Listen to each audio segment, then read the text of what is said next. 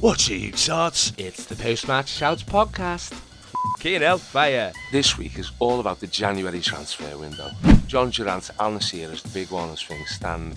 I reckon the Villa have had the Saudis kecks down there. I'm not convinced John Durant's top quality, and Watkins' form should pick up now he's not getting hooked on the hour every hour. The tone with Saudi could be the next biggie. Could see Brighton accepting a massive bid at the last minute. Injuries are likely taking a toll on the winger, but as it's Brighton, they'll just find some boss South American kids you've never heard of to replace him anyway. Speaking of boss South Americans at Brighton, Julio Enciso has gone to Ipswich. Make no mistake, the East Anglian side are doomed, but it'll be good to see the little fella get some regular game time in a front foot attacking side. Right, enough about transfers, let's get into the menu. Coming up on the pod, Amorim would take a 60-something over Rashford. I fix up my podcast studio mere hours before upload. Bournemouth, Kings of the Middle Class. Cole Palmer, PhD, School of Soccerology.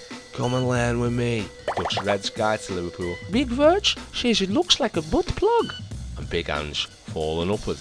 I've kept my job. How the fuck have I managed that? This is Post-Match Shouts, the podcast. Give us a sub or they'll repossess me house.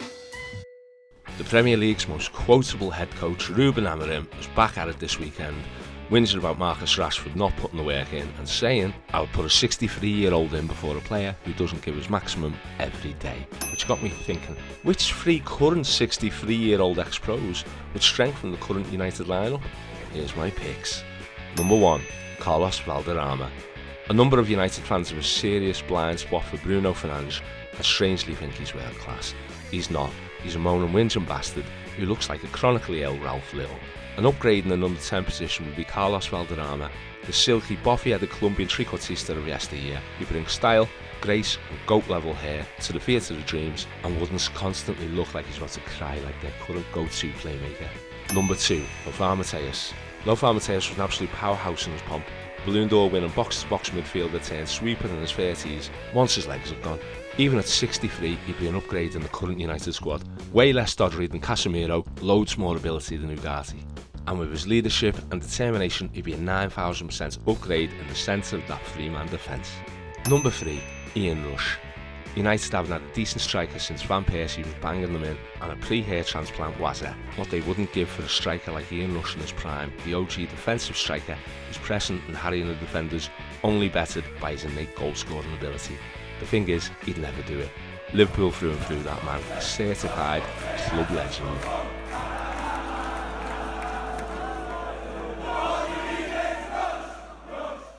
Ever feel like everyone thinks you're a thick fucker and they take your genius for granted? Hiya, I'm Cole Palmer, Professor of Soccerology. Got letters after my name, beat that, Morgan Rogers. This is my course, CP's Soccerology 101 at the Cole Palmer School of Soccerology. I'm a bona fide football genius, but no one takes me serious. Rhymes that. Why? Because I love chippy chips. If I'm so thick, then riddle me this. Why am I so much faster than everyone on the pitch when I'm dead fucking slow? It's all in the mind, mate. I've unlocked the secrets of football using science and my brain and that. And you can too. Top players and managers all love my course. Well, I'm fresh on the dole and they sent me on this course. It's bloody good though. Kid knows his onions. I've learned how to play a through ball again. My mind's blown, man. Cole Palmer, great character. They all graduated. What's stopping you? Come and learn with me. Only at the Cole Palmer School of Soccerology. Bring a bag though. It ain't cheap.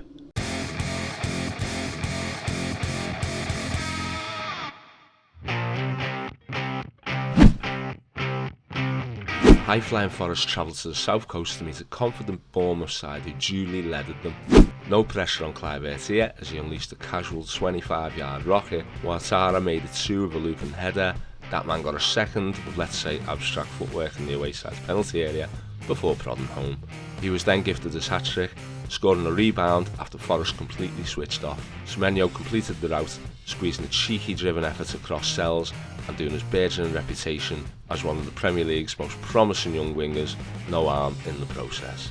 Everton were also on the jollies this weekend. David Moyes no doubt relishing an away game against a footballing side like Brighton. Veltman had a brain fart just before the stroke of half time, penalty given, and Dye stroked it home, and that was it in terms of fun, goals and excitement.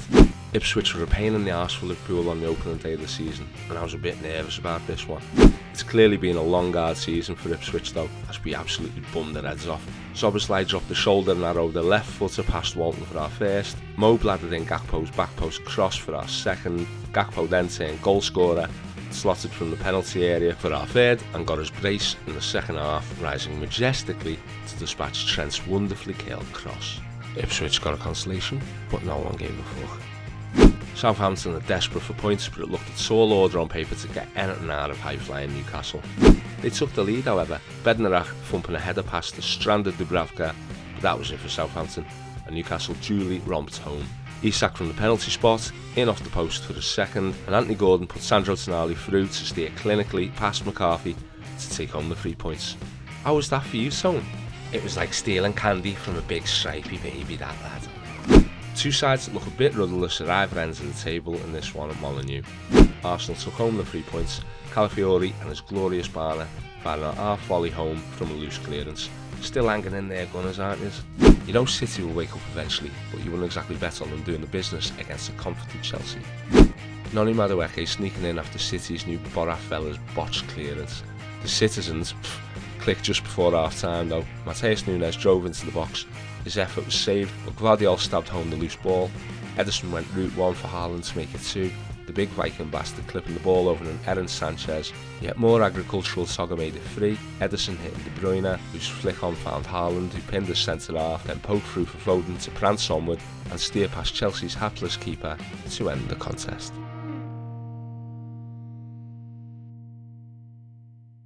So, I moved out of the kitchen for today's pod and into my own lovely little studio. Here's what I've done here. Where better to set up than every man's refuge, the garage. I hung a 10 quid green screen on the back wall, started painting an owl sofa, but didn't realise I needed quite so much paint. Rethink required. Next up was the lights. £35 set off TikTok shop. Could well burn the garage down if left on too long, but I'm the kind of guy who'll take that gamble. Bit windy there, apologies. Space is limited, so I only set up one of the 3 lights, switched it on. Lighting's a bit uneven, not ideal to key, so I pulled a bit of polyboard from an old bit of packaging and wedged it in the rafters for some bounce. That should key better, so back to the sofa and a little bit of set dressing, with a few footy shirts, name them in the comments if you can, and voila, a set of some description. Let's key the greenhouse, that's taken quite nicely. Now punch in on the frame, tidy up the edges, and drop in our back wall. Couple of tweaks required, but that'll do, big. That'll do.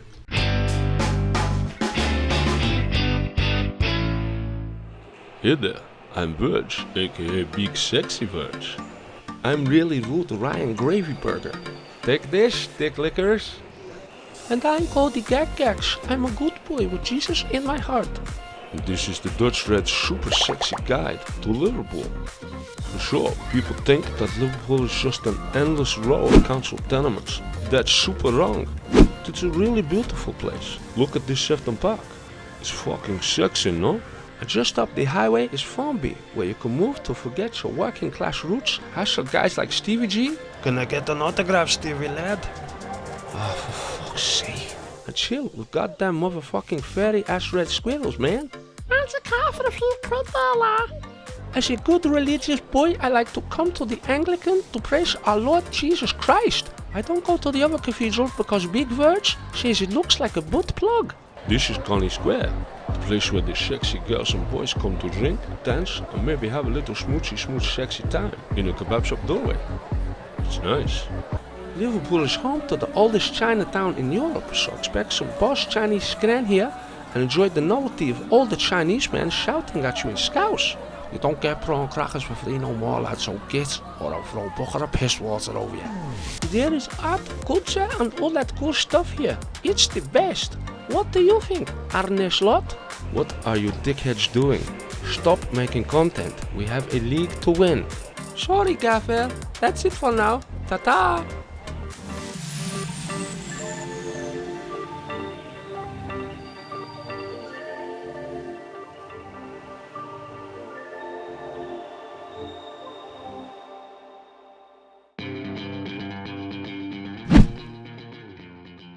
It's mid-table filler time.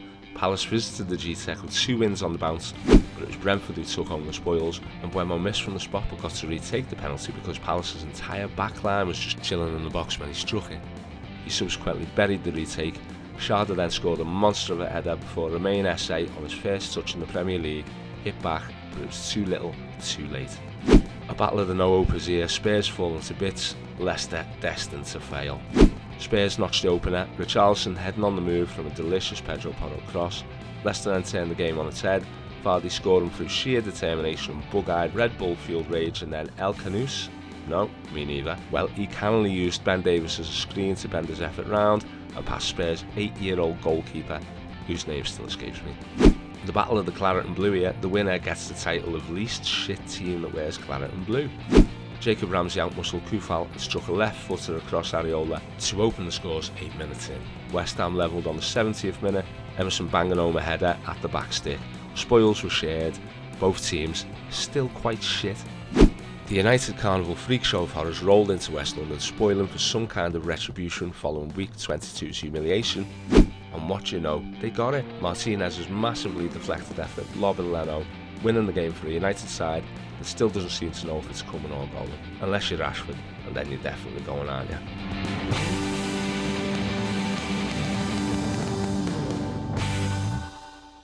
So last week I waxed lyrical about Forest, and even though I hate them, as is tradition, they've been consistently smashing up the Prem since September. I basically called them the best of the rest, and their league standard suggests that's very much the case. But after their 5-0 tonker on the weekend, a challenger has very much appeared. Bournemouth have been quietly rising their way up the table and are ahead of the likes of Fulham, Brentford and Brighton, sneakily looking like the Prem's king of the middle class. Here's why. Gaffer. Andoni Iraola has proven to be a shrewd managerial appointment, even though it was proper ala, so they got rid of Gary O'Neill prior to him getting the job. The 42-year-old Bielsa disciple worked wonders at tiny arse-end of Madrid barrio side, Rayo Vallecano, and he's done similar in the Prem with their bold front-foot attacking displays putting noses out of joint since he got the gig. Recruitment. Bournemouth are serving up seriously good results with exotically named players like Ilya Zabani, Julian Araujo, Marcus Sensini, Milos Kerkez, Tyler Adams, and Ryan Christie. Alright, not so much that one. You'd struggle to pick these cunts out of the police lineup though, wouldn't you? Their own grandmothers couldn't tell you who they are. They're like an old school Pez team, barely named for the other fuckers, but the boss and a handful of them, most notably Antoine Semenyo, will probably go for big bucks in the summer. Business. Richard Hughes, now of the parish of Liverpool FC, signed the bulk of Bournemouth's current own brand squad, but his replacement, former club captain Simon Francis, is rated highly within the game and has already made some sneakily astute signings since taking over the reins, bringing in the likes of former Leeds winger Luis Siniestra, next big thing centre-half Dean Huijsen from Juve, and Kepa from Chelsea. A goalie who I always previously assumed wasn't born with actual human hands the way he dealt with the ball at Chelsea, but who's actually turned out to be a tip-top quality keeper. Outstanding work, huge cherries.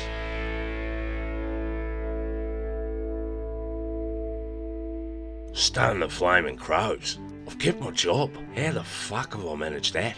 I was sure I was a goner.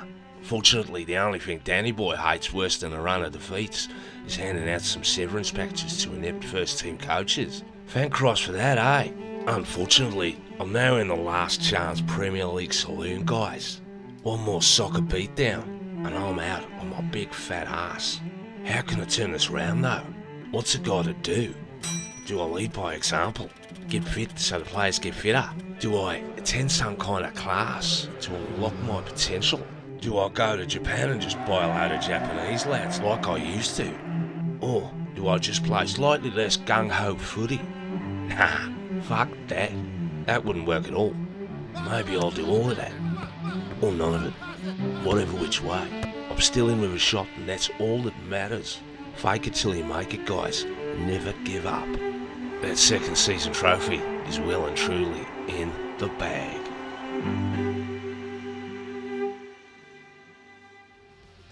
That's your lot. Hope you enjoyed it. Leave us a comment if you did. Costs you nothing. If you feel so inclined, like, share, follow, and please sub to YouTube. It costs you nothing, but massively supports the platform. Toodles!